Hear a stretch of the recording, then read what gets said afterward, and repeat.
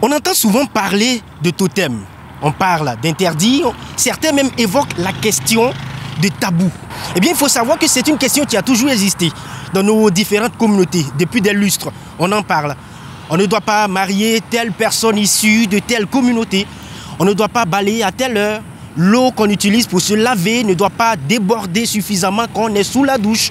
Autant d'interdits, autant de totems. Et certains se font fort de les respecter. Mais à la question justement de savoir pourquoi il faut scrupuleusement respecter ces interdits. Parce que, eh bien, ils ne veulent pas subir des conséquences. Est-ce que cela est suivi d'explications? Nous allons effectivement chercher à comprendre. Et pour chercher à comprendre, allons dans la province du Poni, dans le sud-ouest du Burkina Faso. Les totems ne manquent pas là-bas. On peut les regrouper en 3 catégories. Sur le plan de l'alimentation, les relations matrimoniales et le vivre ensemble. On apprend que les lobbies, par exemple, ne doivent pas épouser une femme peule. Des familles lobbies ne doivent pas consommer le héron. Certains bois ne doivent pas être utilisés comme bois de chauffe. Et ce n'est pas tout. Alphonse Palais en connaît suffisamment. Il y a les interdits qui sont liés à certaines pratiques, comme par exemple siffloter pendant la nuit. Voilà, c'est interdit. Ou bien balayer encore la chambre la nuit. On dit que c'est interdit. Chez la communauté Mouaga, Denise Ouedraogo nous apprend à travers sa grand-mère d'autres interdits. S'il arrive qu'on va prendre de l'eau dans un seau pour aller se doucher, c'est pas bien de faire le plein. Que quand on fait le plein, ça, comment on va dire, ça diminue l'espérance de vie. Et puis, en faisant le tour, je disais à un tel, prends ça pour moi, prends ça pour moi. Et là, ma grand-mère m'a interpellée. Elle m'a dit, quand on fait le tour, on ne parle pas. Et puis, bon, j'ai fini de faire le tour, j'ai demandé pourquoi est-ce que quand on fait le tour, on ne parle pas. Elle me dit non, que nous on aime demander, quand on dit, on ne fait pas là, on ne fait pas. Ce qu'il ne faut pas faire chez les gourmatiers, le bois et le chien ne doivent pas être consommés chez les Lompo. Même si chez les Gouroussi, on lèche bien les doigts quand ce chien est bien frit. Encore que la marmite ne doit pas être l'assiette de l'homme chez les gourmatiers, nous dit John Lompo. On sait qu'un garçon ne doit pas manger dans une marmite. Bon, il y a des explications parfois qu'on donne quand on essaie quand même de raisonner un truc, bon, c'est pas fondé et tout ça. Il y a parfois des explications rationnelles qui répondent au concept légendaire. Chez les gourmatiers, effectivement, on dit que les Tiombianos ne consomment pas la viande de lion. Ou d'autres familles ailleurs ne consomment pas le varan ou le crocodile. Il y a une histoire derrière.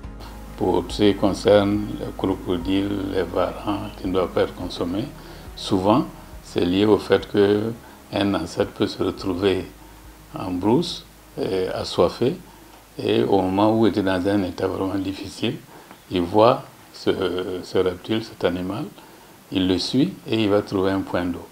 Donc c'est quand même une action de sauvetage que l'animal a eu à son endroit. Et à partir de ce moment, il décide que sa lignée ne mangera plus cet animal.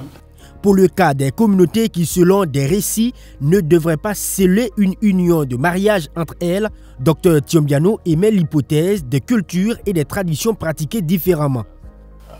Derrière ça, il y a la nécessité de sauvegarder, si on veut, l'âme entre guillemets de la culture de la communauté.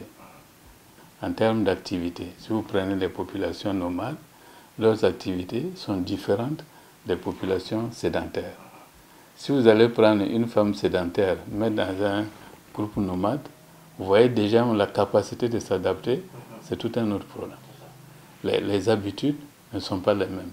Parlant d'attitude, il revient aussi que chez les Mossé, les chaises ou tabourets utilisés la veille doivent être rangés au coucher.